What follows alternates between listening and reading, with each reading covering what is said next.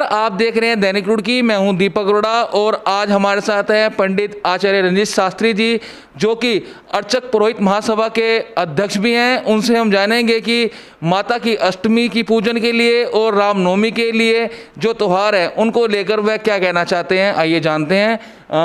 स्वामी जी, आपका बहुत बहुत स्वागत है दैनिक रुड़की न्यूज़ चैनल में हमारे।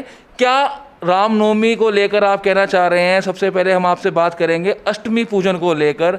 कोरोना काल चल रहा है, मंदिर खुले हैं, भक्तों से बार बार अपील की जा रही है मंदिरों में कम से कम जाएं, घर पे बैठ के भगवानों की पूजा करें। उस चीज़ को लेकर आप कहाँ तक सही समझते हैं और क्या कहना चाहते हैं?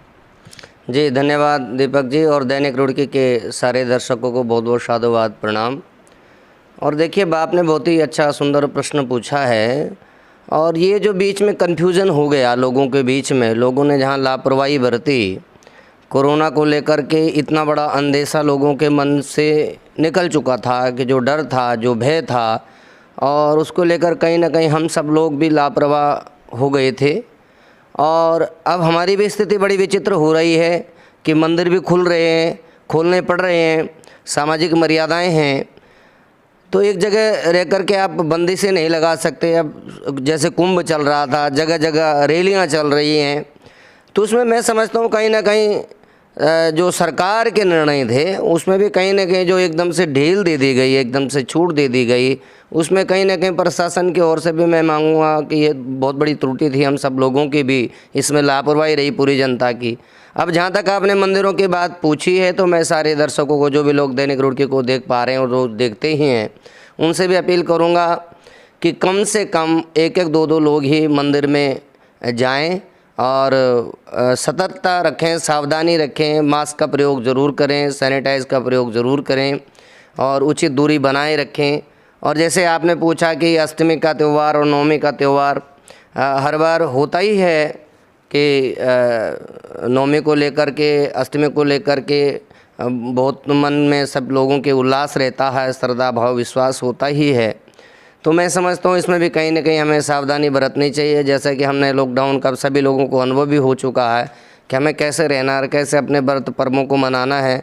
तो घर पर भी रह करके आप मना सकते हैं उसको, और मंदिरों में भी यदि जाना है, जो सरकार ने निर्देश किया है, संडे के दिन पूरी तरह से कर्फ्यू है, नाइट में भी कर्फ्यू है। तो मैं अपने ब्राह्मण भाइयों से, पुरोहित भाइयों से भी निवेदन करूँगा कि जो जहाँ पर ज़्यादा व्यवस्था ऐसे, जैसे हमारा घंटा बजाना जहाँ पर होता है, हम घंटे को बजाते हैं, उनको बंद कर दें कुछ समय के लिए।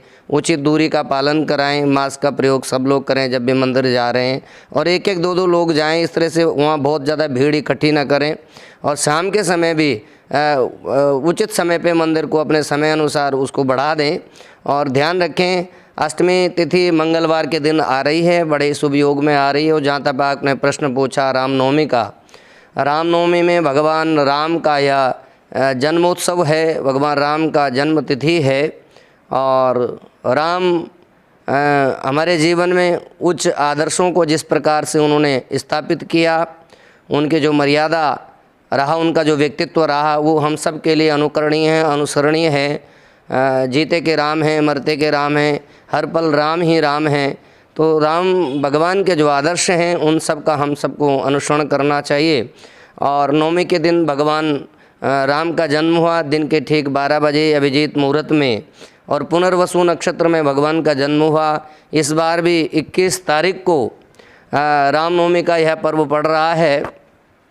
इसमें पूजन का जो समय है वो समय लगभग 11:02 से शुरू हो कर के और लगभग 1:20 तक यह रहेगा, समय रहेगा जो उचित है। चूँकि भगवान का जन्म दिन में हुआ, कर्क लगन में हुआ, पुनर्वसु नक्षत्र में हुआ। इस बार भी बड़े अच्छे संयोग बन पड़े हैं, जो कि 9 वर्ष बाद आए हैं। इसमें लगन में चंद्रमा स्वग्रही है, सप्तम भाव में शनि स्वग्रही हैं, दसम भाव में सूर्य बुध के साथ बुध आदित्य योग का निर्माण कर रहे हैं।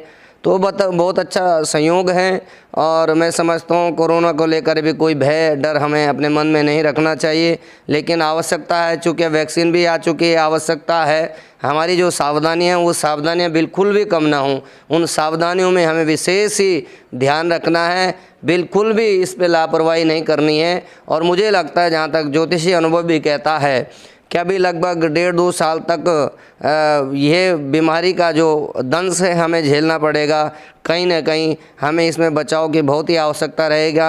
हमारा नव वर्ष नव संवत्सर प्रारंभ हो चुका है। नव संवत्सर राक्षस नामक संवत्सर है, जिसके कारण जब हमारा नव वर्ष प्रारंभ हुआ, जिसमें मंगल राहु की युति बनी है, कहीं ना कहीं अग्निकांड और इस प्रकार विस्फोटक कोई ना कोई कार्य, राजनीतिक अस्थिरता और बीमारी का जो दंश है किसी न किसी रूप में मैं समझता हूँ अभी रहने वाला है। तो हमें सबको बहुत ही सावधान रहना है, ईश्वर का नाम लें। और ये बीमारी भी कहीं ना कहीं जब दुख की घड़ी आती है तो भगवान का, ईश्वर का नाम लेने की हमें बहुत बड़ी आवश्यकता होती है। हम सबको मिलजुल कर के यह पर्व मनाने चाहिए।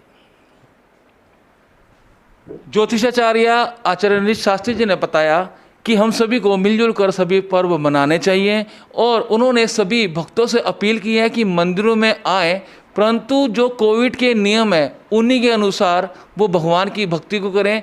यदि मनुष्य का जीवन अच्छा रहेगा, उसका स्वास्थ्य अच्छा रहेगा, तभी वो ईश्वर की भक्ति के लिए आगे रहेगा। धन्यवाद।